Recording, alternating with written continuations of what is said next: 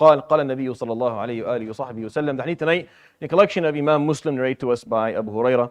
The theme of makruhat al-salah, or the unrecommended actions during prayer. I'm choosing it because it's a flexible theme. If I cut it off a little bit, or if it's not as consistent, it's no big deal. It's just things to benefit from, or ideas, or things to learn. And I have a very specific vantage point for this. Being in a masjid for a very long time and different ages and kind of being in different positions, I got to watch and I get to see what people do and what I do, and you see that what the Prophet ﷺ talked about is very, very valid. He pointed out, subhanAllah, the same problems that existed are still what we have today. And I talked about yawning yesterday, and today the hadith is a little bit different, and I'll narrate. There's at least 3 different narrations of this hadith, so you may have heard it a little bit differently, but I'm going to choose this shorter one just for ease. He said, عليه الصلاة والسلام, قال عليه الصلاة والسلام, لينتهين أقوام عن رفع أبصارهم إلى السماء في الدعاء في الصلاة أو ليخطفن أبصارهم.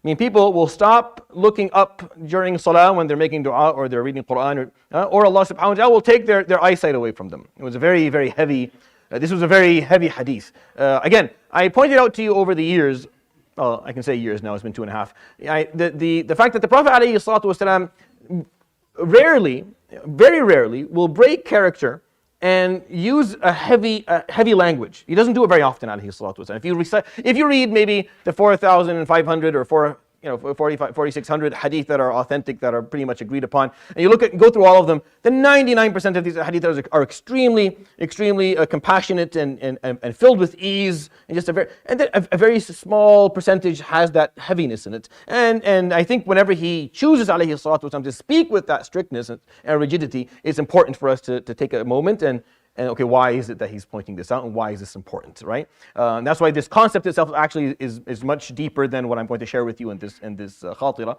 But what he's pointing out here, alayhi salatu wasalam, is when you're praying, the makruh is to look anywhere aside from right in front of you, as far as the Maliki are concerned, or where you make sujood as far as the other 3 schools of jurisprudence are concerned. So there's some difference of opinion within the madhahib, within the 4 madhahib in terms of where you look, but they technically mostly agree that when you're standing, you're looking almost around to where your sujood area is, or just straight. But you should definitely not be looking around during your salah. Like, if I'm sitting here and someone's standing and praying and they're looking at me, there's a problem. You should not be looking at me. Like, I shouldn't be making eye contact with you. Do you want me to give salams to you in your salah? What do you want me to do? Like, you shouldn't be looking at people. And if following people with your eyesight, seeing who's coming into the door, then none of that should be happening when you're praying. It is for the Shafi'is makruh to close your eyes in salah. Imam al-Nawawi argued against this later on in the Majmu', and he didn't think that was the case. Within each other of the 3 madhahib, there's an argument for and against this concept of closing your eyes. I don't think it's the default. I don't think the default for us is to close our eyes. I don't think that's the default. But if you don't have if you don't have control over your eyesight, if you wander and you can't, and you're looking up and around and see, then close your eyes if you have no other choice. But honestly, and you should be able to just learn to focus down when praying. The Prophet ﷺ walked into the masjid, saw people looking up and around when they're praying, and he used heavy language. He said, people will stop doing this, or they will be punished in dunya before akhirah.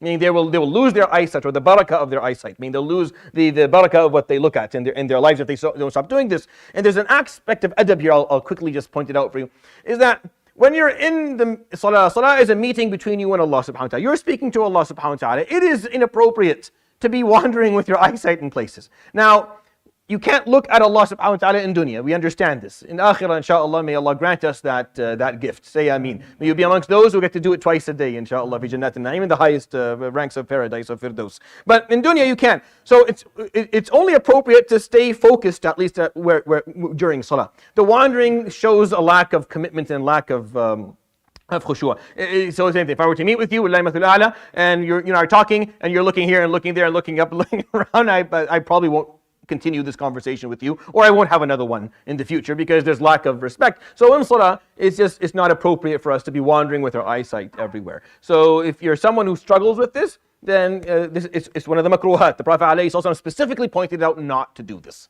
Like he noticed it and he said, don't do it during salah. Don't be looking around. And I see it a lot. I see people, they're not looking. yeah, it's awkward, and it's not good for your own salah. It's not helpful for your own prayer. Your prayer is not, I'm sure you're not, it's impossible that you're having any form of real connection with Allah subhanahu wa ta'ala, any form of real khushu' if you're looking around during your prayer. It's impossible. It's just not possible. So that's the second makruh I want to talk to you about, which is wandering, eye wandering during salah. It's an important thing. Make sure you fix it in your life, and make sure that once you do, you take a moment and you teach your children. Try to help kids. I think by age of 8, 9, you can start having these conversations. And salah, try to focus at your mahal sujood. That's the sunnah of the Prophet عليه الصلاة والسلام. I hope that was benefit. يروي الإمام مسلم في صحيحه عن أبي هريرة رضي الله عنه قال النبي صلى الله عليه وآله وسلم لا ينتهين أقوام عن رفع أبصارهم إلى السماء في الدعاء في الصلاة أو لتخطفن أبصارهم. صدق رسول الله صلى الله عليه وسلم. سبحانك اللهم وبحمدك أشهد أن لا إله إلا أنت أستغفرك وأتوب إليك. وصلى الله وسلم وبارك على نبينا محمد وعلى آله وصحبه